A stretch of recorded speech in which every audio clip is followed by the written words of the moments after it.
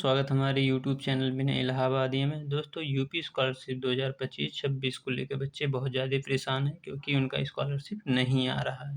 तो दोस्तों इस वीडियो में हम बात करेंगे एससी और एसटी वाले बच्चों के लिए कुछ इंपॉर्टेंट नोटिस आया वो भी डिस्कस करेंगे। और इस वीडियो में जानेंगे ओबीसी, जनरल, एससी, एसटी वाले बच्चों का कोई स्पेसिफिक डेट है स्कॉलरशिप आने का या नहीं है, या कब आएगा आपका स्कॉलरशिप। जो बच्चे सस्पेक्ट लिस्ट में है, कोई प्रॉब्लम है, सब प्रॉब्लम में बात करेंगे। आप वीडियो को ध्यान से देखिएगा। अब तक आप सब्सक्राइब नहीं किए तो सब्सक्राइब कर लीजिए अपडेट रहने के लिए। तो दोस्तों जो पिछला स्कॉलरशिप आया था 7 मार्च को आया था, 9 मार्च को आया था और 20 मार्च को आया था या 21 मार्च को। तो दोस्तों आपका स्कॉलरशिप आएगा, आप परेशान मत होइए।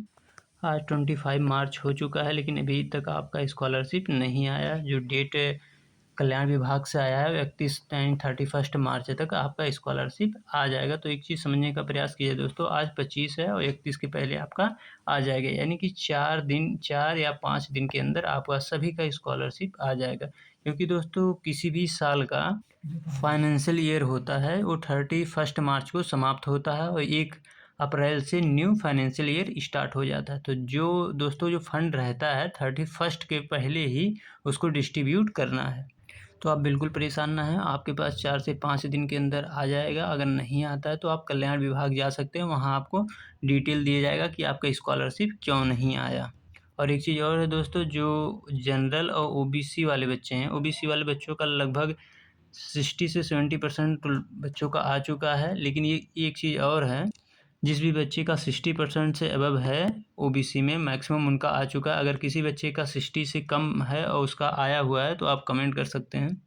बाकी जनरल वाले बच्चे मतलब यूआर वाले बच्चों का और एससी और एसटी वाले बच्चों का भी स्कॉलरशिप नहीं आया है। तो इनका ये नहीं है कल्याण विभाग में होता है, सबका विभाग अलग अलग होता है। यूआर का अलग होता है, एससी का अलग होता है, एसटी का अलग होता है।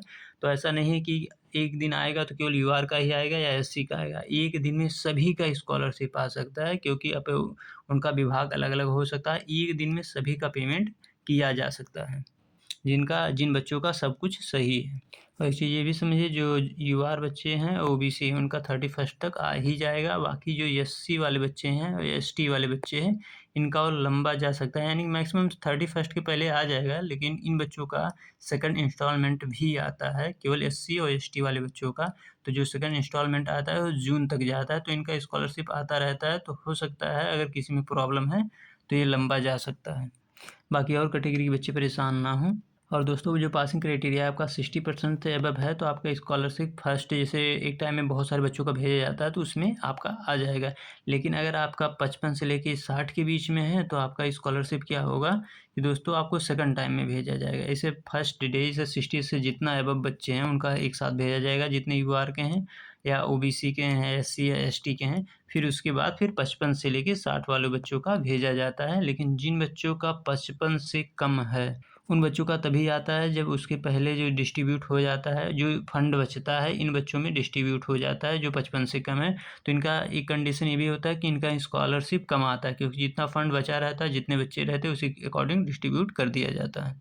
तो जिन बच्चों का कम नंबर है वो भी थोड़ा वेट करेंगे, उनका आ जाएगा। जो 55 से 60 हैं या जो 55 से कम है उनका और भी थोड़ा वेट करना होगा। बाकी स्टेटस अपडेट को लेके बता देते हैं आपको कि दोस्तों स्टेटस अपडेट किसी का नहीं हो रहा, यहीं तक जो कॉलेज लेवल पे फॉरवर्ड शो हो रहा है, बस इतना ही हो रहा है, इसके आगे नहीं हो रहा है। लेकिन स्कॉलरशिप आ रहा है तो ये मत समझिएगा कि इसके आगे फॉरवर्ड नहीं शो हो रहा है तो हमारा स्कॉलरशिप नहीं आएगा। बाकी आपका अटेंडेंस ये सब मेंटेन रहना चाहिए कि मतलब 75% से प्लस रहेगा आपका तो कन्फर्म ही आएगा।